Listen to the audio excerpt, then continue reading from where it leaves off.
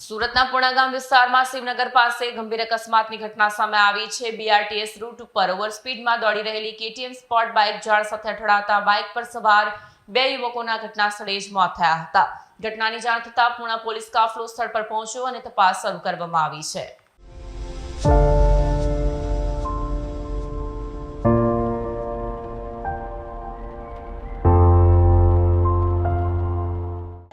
પૂર્ણાગામ વિસ્તાર શિવનગર નજીક રંગવદૂત સોસાયટીથી રેશમા 4 રસ્તા તરફ જતા રસ્તા પર BRT માર્ગની નજીક KTM સ્પોર્ટ બાઇક સવાર બે મિત્રોને અકસ્માત નડ્યો અને બંને મિત્રોના ઘટનાસ્થળે મોત થયા।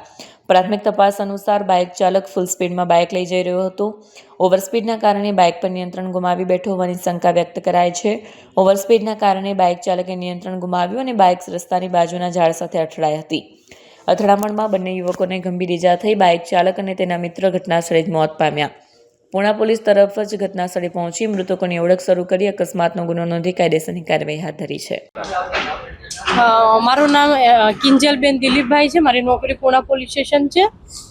આજરોજ અમને PSO દ્વારા વર્દી મળી હતી કે અહીંયા એક જગ્યાએ એક્સિડન્ટ થયું છે એટલે 2 જણ મરી ગયા છે જગ્યા પર। એટલે અમે ત્યાં જઈને જોયું તો એક KTM ચાલક હતા 2 જણ અને બંને જગ્યા પર મરણ ગયેલ હતા અને એ લોકો કંઈક વરાછા સાઈડ હીરામાં નોકરી કરે છે। ત્યાંથી નોકરીથી ડાયરેક્ટ કંઈ વચરાજ ચા છે ને ત્યાં ચા પીવા ગયા હતા અને પછી ત્યાંથી ચા પીને KTM લઈને આવતા હતા અને રંગઅવધૂત 4 રસ્તાથી રેશમા સર્કલના BRTS રૂટ પર ત્યાં એક્સિડન્ટ થયું હતું। એટલે મીન્સ કે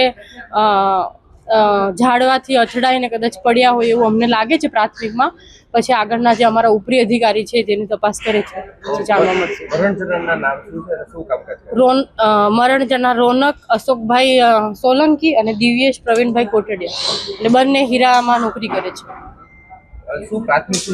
પ્રાથમિક તો હમણાં તો એવું જ લાગે છે કે ઝાડથી અથડાઈને મરણ ગયેલ છે।